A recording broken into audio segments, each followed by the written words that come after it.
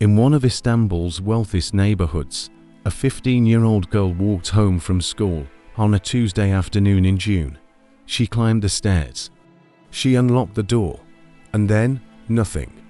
No scream, no forced entry, no witness, just silence. And a body that nobody has been able to explain for 26 years. It's important to understand what kind of place this happened in. Kylie is one of Istanbul's most prestigious districts. The Fulya Quarter, where the Çugultay family lived, is not a neighborhood where things like this are supposed to happen. Secured buildings, doorman systems, residents with means and influence. The kind of street where strangers get noticed. June 5, 2000, Tuesday. Kakla Çugultay is 15 years old, a high school student. She leaves school, she goes home. Somewhere between the moment she walked through that apartment door and the moment her body was found, someone entered that building, went to where she was, cut her throat, and left.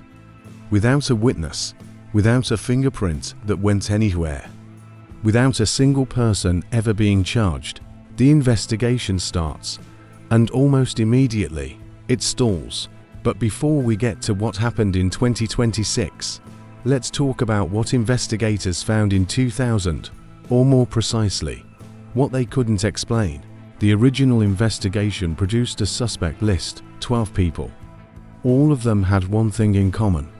They had documented entry to that building on or around the day Kakla was killed. Now think about that for a second. To get into a secured building in Kylie, you don't just walk in off the street. You are buzzed through, you are logged, you are seen. So the investigators knew, within a fairly narrow margin, who had been in that building.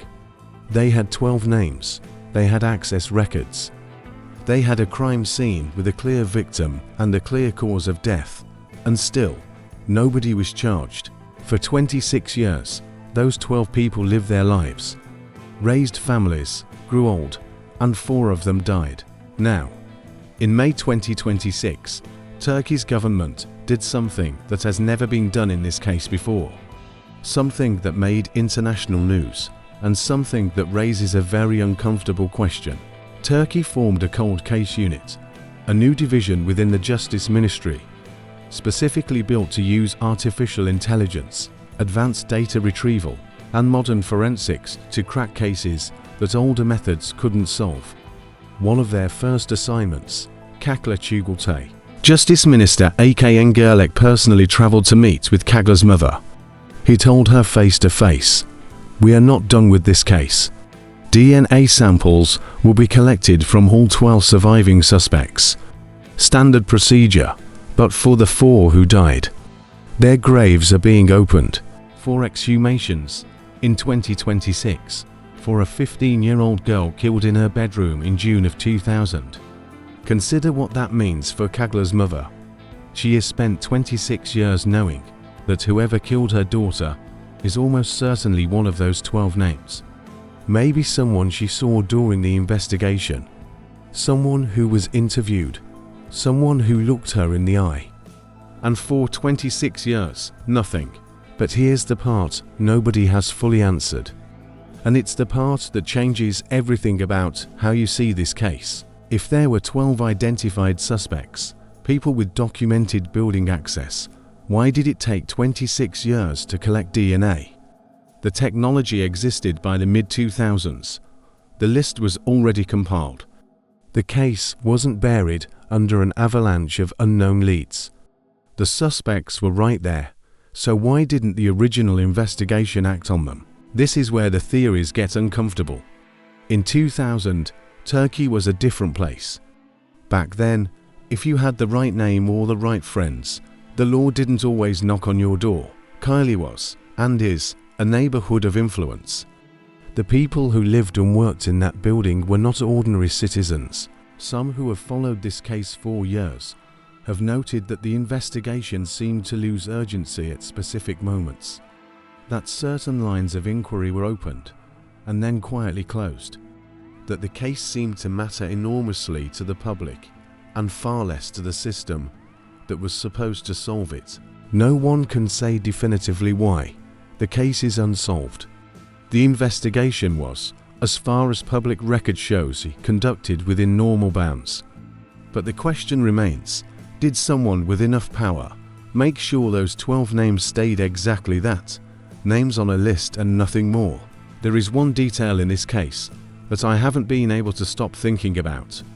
And it's not the murder itself, it's what happened before it. Kakla came home from school.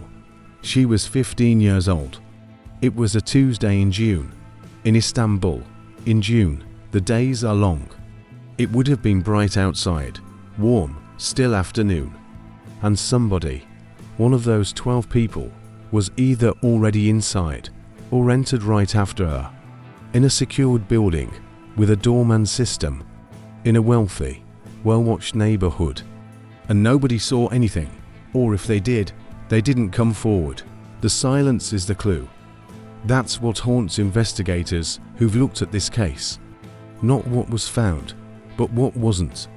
No witness who heard a struggle. No neighbor who opened a door. No resident who remembered something strange. In a building full of people, in the middle of the afternoon in June, the exhumations are now underway. DNA is being processed. If one of those 4 graves contains the answer, if the person who killed Kakla Çugultay died without ever being charged, there will at least be truth, even if not full justice. If the DNA doesn't match anyone on the list, we're back to the same question that has haunted this case from the very first day. Who got into that building? Who knew where she lived? Who left without leaving a single trace behind? Kakla Çugultay was 15 years old.